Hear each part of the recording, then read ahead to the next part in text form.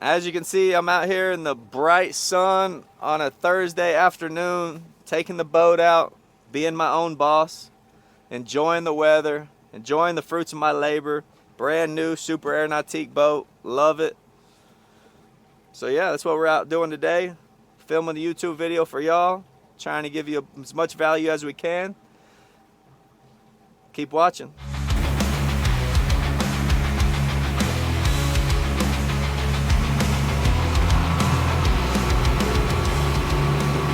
Hey guys, these are the top 5 traits that made me a multi-millionaire in the past 3 years. First trait is continuous learning. I'm constantly trying to learn. I'm constantly trying to push myself to grow and be uncomfortable. You know, when I first got out of prison, I was starting this journey.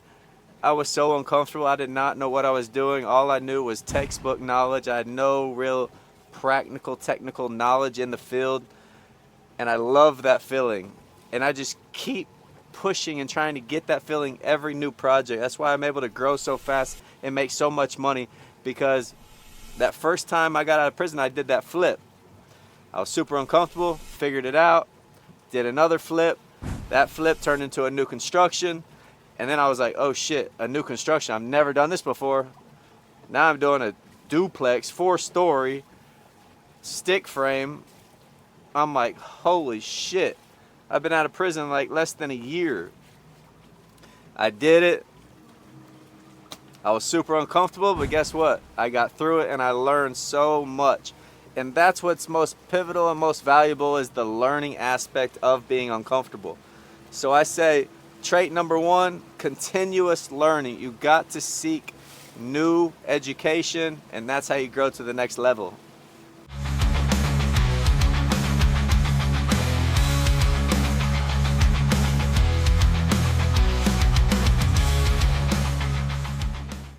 Trait number 2, strategic networking. And what that means is you're seeking out individuals to add into your network that are going to help you elevate, that are going to teach you new things. You want to learn new knowledge from these people that are going to help you get to the next level. When I first got out of prison, I seeked out which friends were in the real estate arena.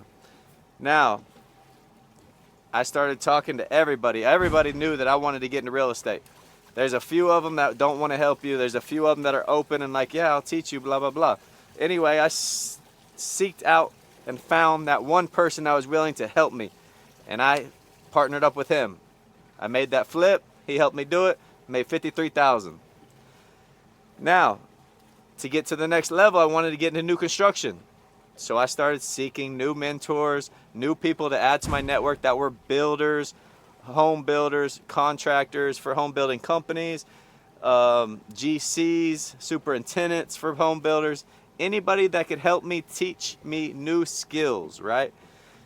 It's strategic networking. You're not just out there just trying to meet people to meet people. No, you want to meet people that are in your field but that have been through the things that you're trying to go through.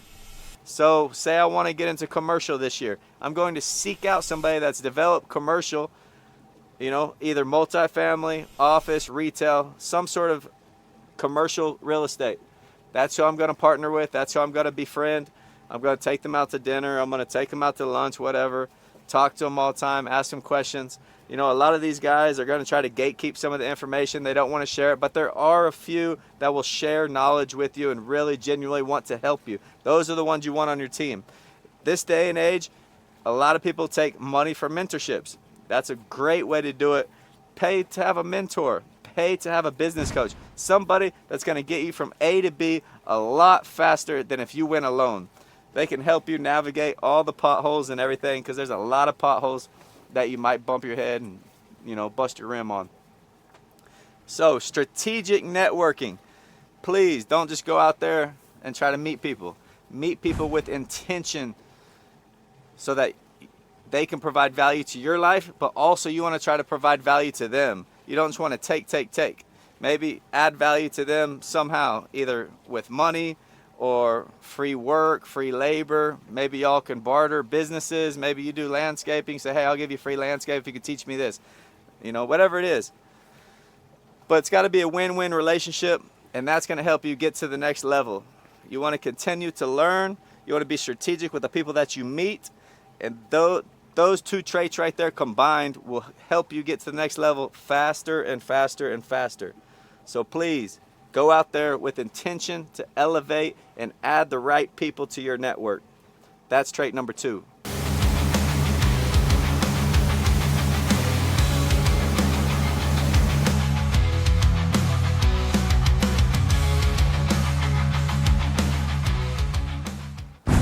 All right, guys, trait number 3 that turned me into a multi-millionaire within 3 years: disciplined financing, strict budgets. You know, when I got out of prison, I didn't have any money. I had to be extremely strict on what I spent money on. I didn't want to go buy clothes. I didn't want to go buy anything. I wanted to be super, super successful. That was my main focus. That's all I wanted to do. In order to do that, you have to be strict with your budgeting. There's going to be a time and a place to live lavishly. When you're first starting out, you do not want to live lavishly. You want to be strict with your budgets, watch every penny, and not waste any money.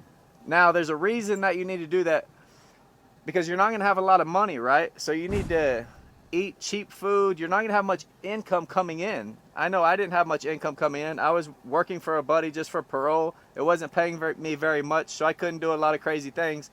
So I had to be really strict with what I spent.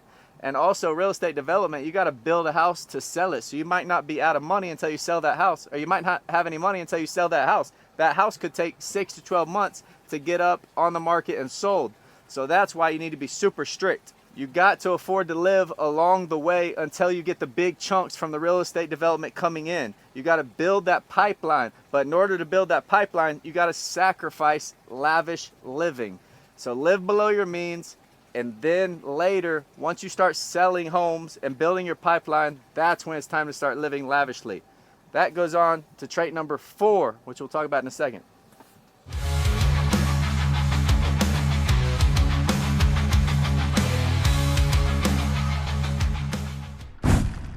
All right, guys, we just got done talking about disciplined spending, which brings us to trait number 4, consistent investing. A lot of people forget this. They build one home, they make $60,000 to $100,000, and then they go spend it.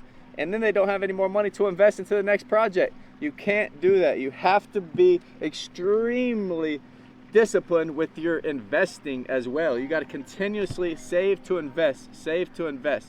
You want to continuously invest. You have to sacrifice upfront in your building career in order to get to the big profits in the end. It doesn't take long. It takes maybe 2, 3, 4 years. I can help speed that up for you because I've already done it.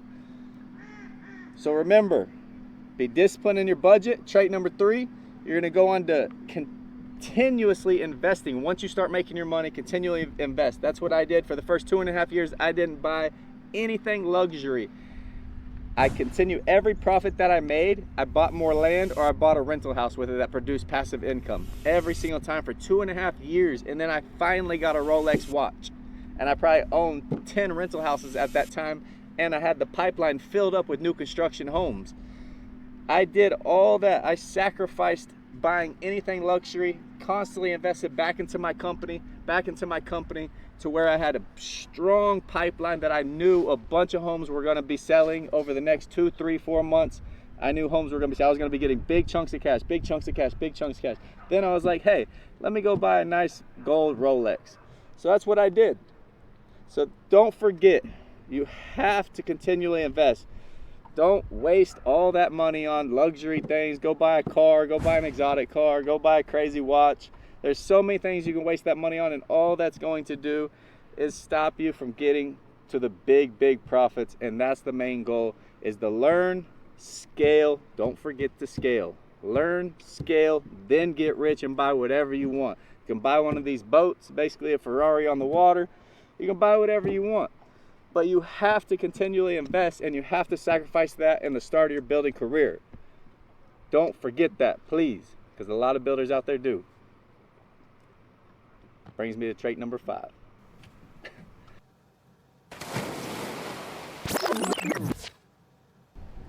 Guys, that brings us to the last trait, trait number 5, entrepreneurial mindset. You gotta have an entrepreneurial mindset. You gotta think like an entrepreneur, think like a business owner. Don't think like an employee, think like an employer. How to scale, what kind of systems you need to put in place. Who do you need to hire? You're gonna start hiring people. You might need project managers, superintendents.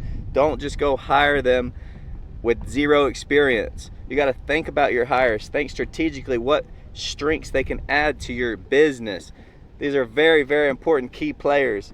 So you have to think like a business owner with an entrepreneurial mindset. Extremely important. They're gonna help you get to that next level, build the team up of all badasses, and then next thing you know, you're just gonna keep elevating and elevating and elevating.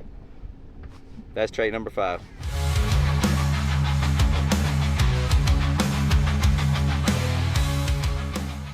All right, with that being said, those are the 5 traits that made me a multi-millionaire within 3 years. Now you go out there, learn all those traits, and you can scale up and get rich with all 5 traits. Also, another thing about having the entrepreneurial mindset, you can always look to add value in something. In real estate, there's a lot of value add type deals. You know, you're buying old shitty houses and you're demolishing and you're putting up a nice, beautiful home. That's how you get rich in the niches. Get riches in the niches.